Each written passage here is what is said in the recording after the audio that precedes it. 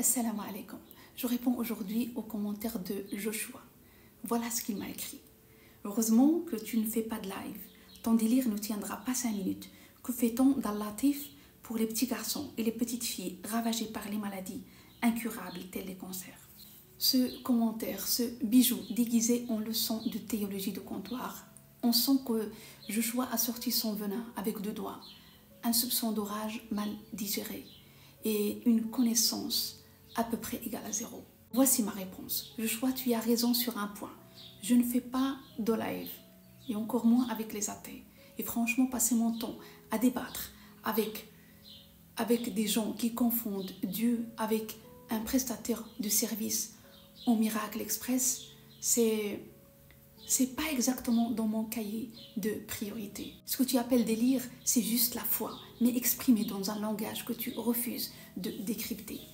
Et tu crois frapper fort avec ton et les enfants malades alors, comme si aucun croyant n'avait jamais affronté la question du mal.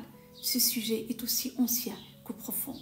Tu arrives trop tard, Joshua. Ton argument a déjà pris sa retraite.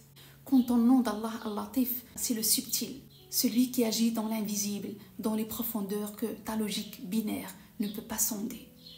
Tu crois que si Allah ne fait pas ce que tu veux, quand tu veux, alors il n'existe pas. En vérité, ce que tu veux, ce n'est pas Dieu, c'est un assistant divin sur le monde, prévisible, contrôlable, à ton image. Mais toi, dis-moi honnêtement, qu'est-ce que tu proposes à la place? Le néant, l'absurde, un univers froid, sans sens, sans justice, sans espoir? Tu veux retirer Dieu des cœurs brisés, mais tu comptes les recoller avec quoi? Ton indignation? Oui, il y a des enfants malades, mais certains d'entre eux sont plus proches d'Allah que des adultes en bonne santé. Leur foi console. Ta colère, elle ne fait qu'ajouter du feu au feu. Et pourquoi blâmer Dieu quand c'est l'homme qui sème tant de causes? Allah dit, et tout ce qui t'atteint comme malheur vient de toi-même.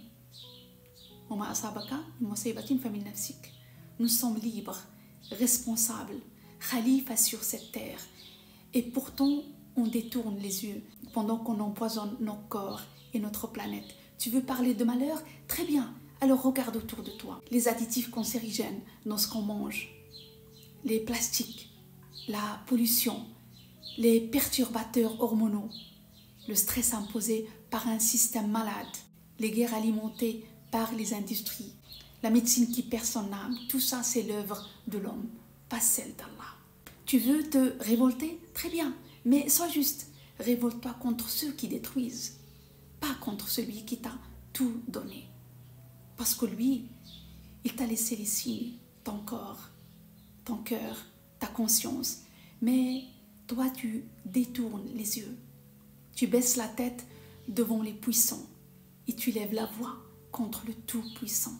Tu veux corriger Allah, toi qui ne contrôles même pas ton prochain souffle. Alors un conseil, Joshua, ressaisis-toi, pas pour moi, pas pour ce débat, mais pour toi-même. Parce que vivre dans la rage contre ce que tu ne comprends pas, c'est une noyade lente et c'est toi qui tiens la pierre.